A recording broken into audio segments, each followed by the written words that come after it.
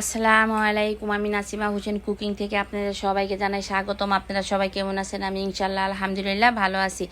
আজ আপনাদের জন্য নতুন একটি রেসিপি নিয়ে আসলাম। পিনাট বাটার কিভাবে বানাবো সেটি আপনাদের সাথে শেয়ার করব। এই পুষ্টিতে ভরপুর বাচ্চাদের জন্য দেখা যায় ব্রেকফাস্টে দিতে পারবেন। নিজেরা বানিয়ে ঘরে বানিয়ে খেলে দেখা যায় বাইরের থেকে আনার ঝামেলা থাকে না। ভিডিওটি আমার কেমন লাগলো অবশ্যই কমেন্ট করে জানাবেন। ভালো লাগলে লাইক শেয়ার কমেন্ট করতে ভুলবেন না। আর যারা এখনও চ্যানেলটিতে সাবস্ক্রাইব করেন নাই, সাবস্ক্রাইব করার জন্য অনুরোধ রইল। পাশে থাকা বেল আইকনটি ক্লিক করে রাখবেন যাতে করে নতুন নতুন ভিডিওগুলি সবার আগে পেয়ে যাবেন। ভিডিওটা প্রথম থেকে শেষ পর্যন্ত দেখবেন এবং আমার পাশে থাকবেন। চলুন মূল ভিডিওতে চলে যাই। আমি একটা রুটিতে দিয়ে দেখাচ্ছি। রুটি আনছো?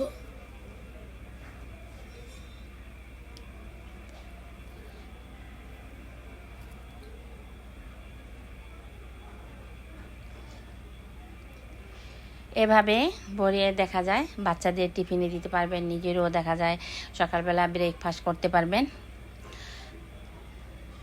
দেখা যায় অল্প কিছু সময়ে ঘরের অল্প কিছু উপকরণ দিয়ে পুষ্টিগুণে ভরপুর দোকানের মতো পিনাট বাটার খেতে অসম্ভব মজা। চলুন মূল ভিডিওতে চলে যাই। আমি মেজারমেন্ট কাপের 1 কাপ বাদাম নিয়েছি।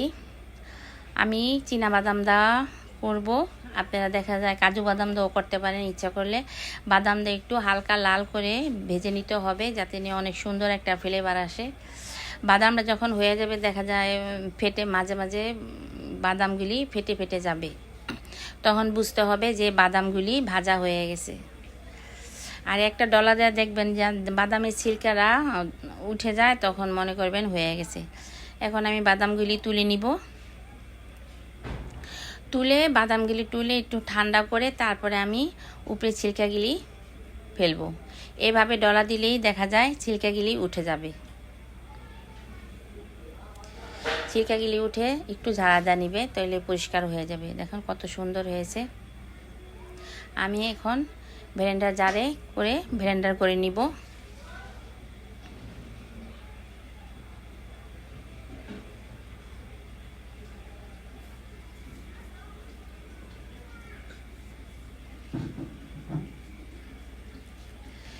আমি একবার ব্লেন্ডার করে 4-5টা নামিয়ে নিব। চারিপাশে যেগুলো উঠছে ওগুলো নামিয়ে না দিলে দেখা যায় এক সাইড হবে ভালো, এক সাইড হবে না মিহি।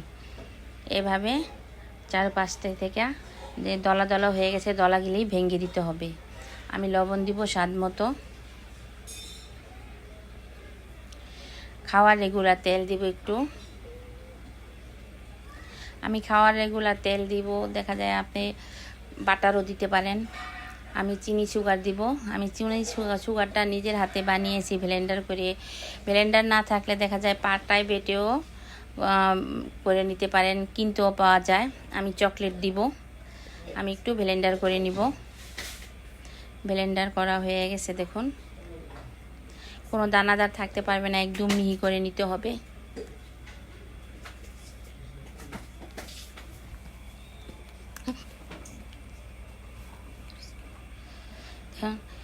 এখন যে পাতলাটা দেখছে এই পাতলাটা যখন ঠান্ডা হয়ে যাবে তখন এই পাতলাটা থাকবে না, আরও ঘন হয়ে যাবে।